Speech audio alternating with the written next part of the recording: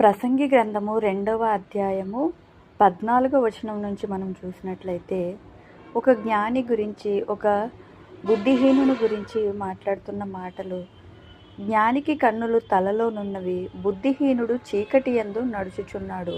అయినను అందరికీ ఒక్కటే గతి సంభవించునని నేను గ్రహించి తిని.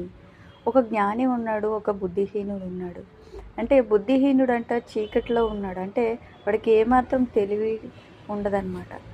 మరైతే జ్ఞానికి కన్నులు తలలో ఉన్నాయి, చాలా తెలివిగానే ప్రతిదీ ఆలోచిస్తాడంట. అయినప్పటికీ కూడా వాళ్ళిద్దరికీ కూడా ఒక్కటే గతి సంభవించును అని చెప్పి గ్రహించాడంట ఎవరు? సొలొమోను గారు. కావున బుద్ధిహీనునికి సంభవించున్నట్లే నాకును సంభవించును గనుక నేను అధిక జ్ఞానము ఎలా సంపాదించుతినని నా హృదయంలో నేను అనుకుంటునని ఇది వ్యర్థమే అంటున్నాడు. అంటే బుద్ధిహీనుడికి అదే గతి, అలాగే జ్ఞానినైన నాకు కూడా సేమ్ గతి. అయితే నేను ఎందుకు ఇంత జ్ఞానం సంపాదించాను? ఇదంతా కూడా హృదయ కదా. ఇద్దరికీ ఒకటే గతి సంభవించినప్పుడు ఎంత జ్ఞానం ఉంటే మాత్రం ఏం సుఖం అన్నట్టుగా ఇక్కడ మాట్లాడుతున్నాడు. అలాగే 16వ వచనం, బుద్ధిహీనులను గూర్చినట్టుగానే జ్ఞానులను గూర్చియు జ్ఞాపకము ఎన్నటికి ఉంచబడదు.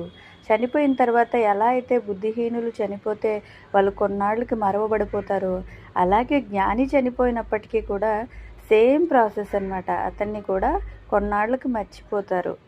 రాబోవు దినములలో వారందరూ మరవబడిన వారయ్యుందురు. జ్ఞానులు మృతినందు విధమెట్టిదో బుద్ధిహీనులు మృతినందు విధమట్టిదే. జ్ఞాని చనిపోయిన ఆయన ఎక్కడ పాతి పెడతాడండి?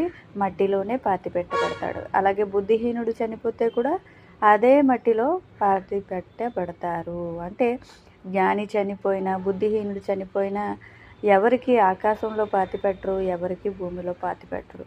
సేమ్ ప్రాసెస్, ఇద్దరు కూడా మట్టిలోకి వెళ్ళిపోవలసిందే. ఎంత జ్ఞాని అయినప్పటికీ, ఎంత బుద్ధిహీనుడు అయినప్పటికీ అన్నట్టుగా ఇక్కడ మాట్లాడుతున్నాడు.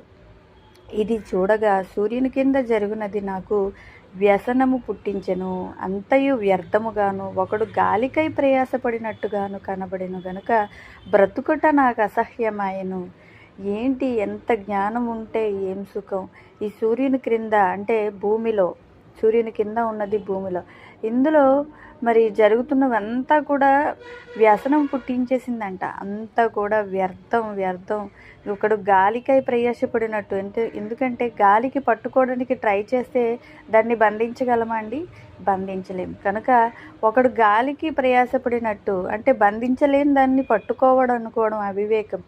అలా ఉంది ఈ భూమిలో, ఈ సూర్యుని